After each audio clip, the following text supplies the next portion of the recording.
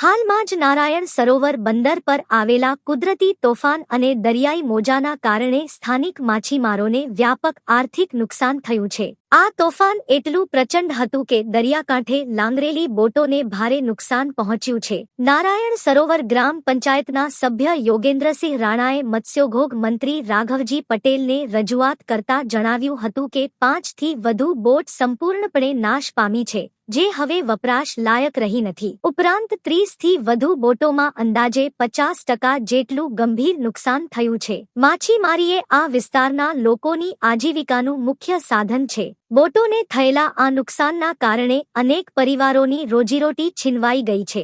માછીમારો પાસે આ નુકસાનની ભરપાઈ કરવા માટે પૂરતી આર્થિક મૂડી નથી, તેથી તેઓ સરકાર પાસે મદદની ગુહાર લગાવી છે. મત્સ્ય વિભાગ દ્વારા તાત્કાલિક ધોરણે સર્વે કરવામાં આવે અને જે માછીમારોની બોટ સંપૂર્ણ નાશ પામી છે તેમને નવી બોટ માટે વિશેષ સહાય આપવામાં આવે તેમજ નુકસાન પામેલી બોટોના સમારકામ માટે યોગ્ય વળતરની વ્યવસ્થા સરકાર દ્વારા કરવામાં આવે તેવી માંગ કરવામાં આવી છે.